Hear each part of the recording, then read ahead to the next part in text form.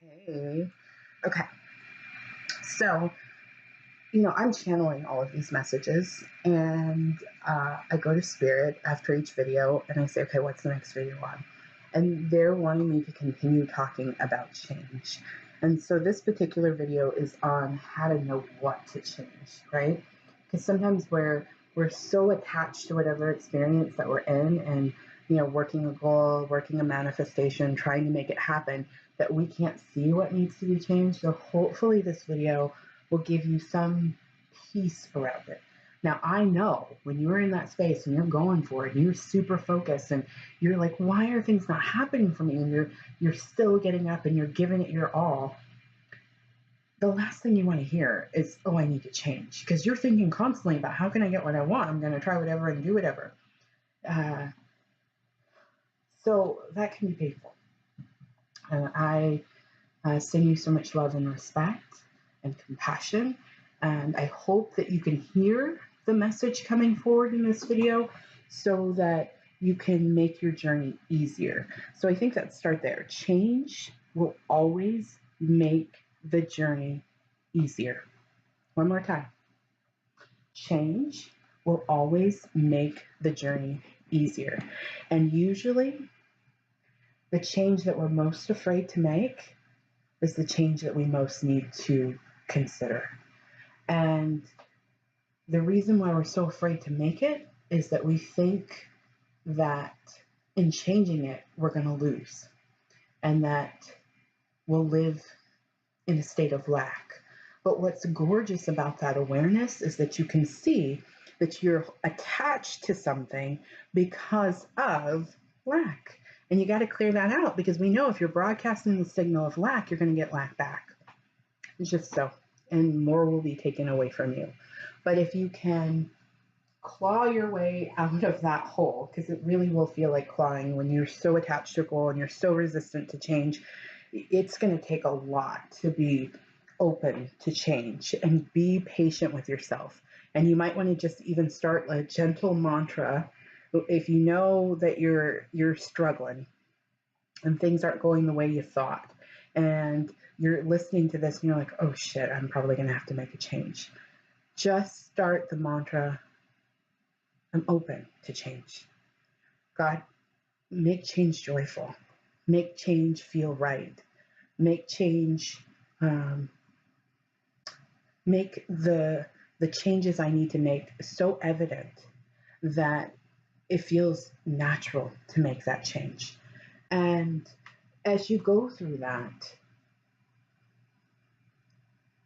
let go of the outside noise that's telling you got to do this all really quickly. Because I tell you, if you really embrace change, time will slow down for you to help you to make the change. It will slow down for you. You will be amazed by how things will just kind of go away temporarily while you figure it out. And that is the miraculousness of spirit.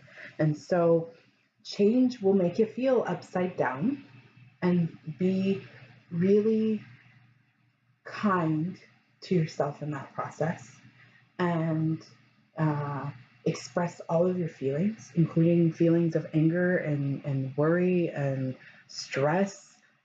Express them all, in a healthy, loving way. And if you need support, get support.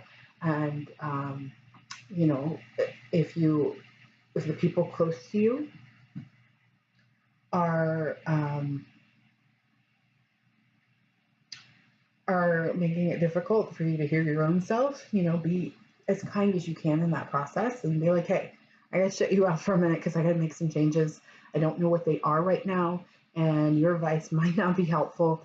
And while I respect that you are showing up for me in this way, and I appreciate that, I know that the only person that can make these changes for me is me.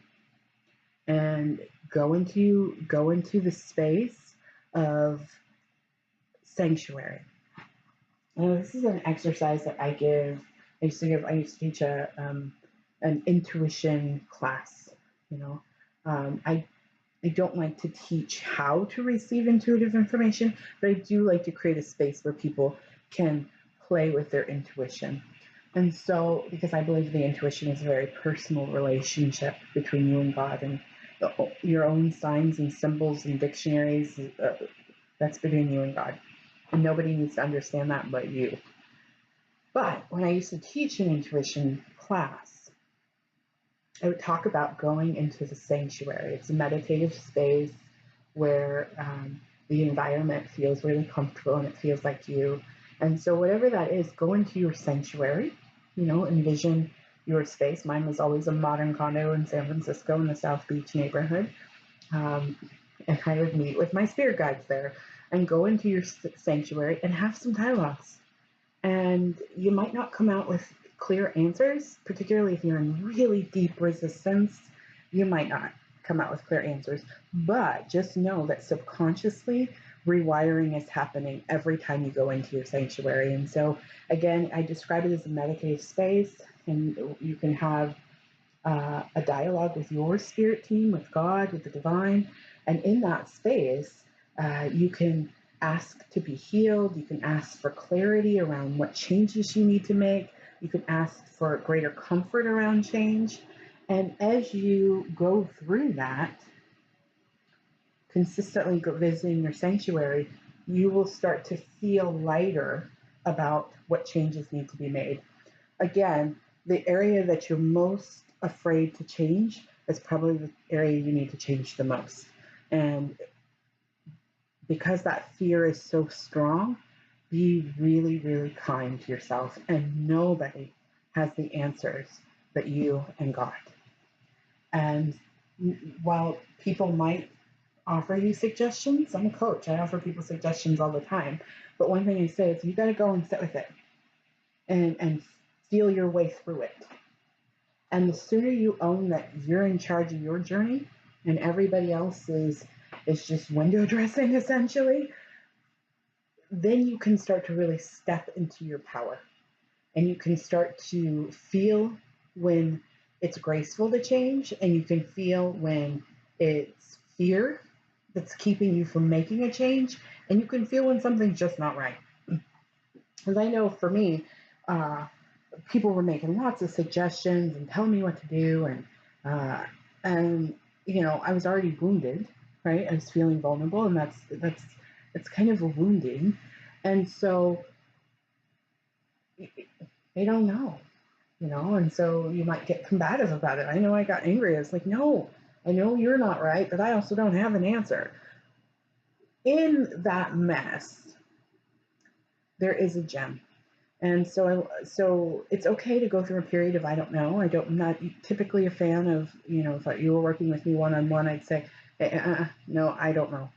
But I do think that there is, this is the paradox, I do think there is a space for I don't know. When life is really getting ready to deliver you a big shift for your good, you might feel in that space, and I don't know. And so trust your spiritual practice and do the work and be kind to yourself and stay in reverence and gratitude and prayer, not for it being difficult. Don't praise that. Praise that you are alive and that all the wisdom will come forward. Praise that time will stop so that you can figure it out. Praise the world that you're around, and know that the universe is communicating with you all the time to help you get on the path to taking the best change for you. And let it be uncomfortable. Don't fight that. And it's going to be a time where you can't pay attention to anybody else, and you've got to do it your own way. Yeah, that's my message on change. I'm hoping that Spirit doesn't give me another change message, because I know how challenging it can be. And I pray that this video is bringing you some comfort, but I would like to talk about some other things. So let's, fingers crossed, Spirit will bring me a different message for the next video. This is my manifesting school. You can live the life you want to live. I'm Amy of Intuitive Coaching with Amy, and I help you create the life of your dreams. Till next video, take care.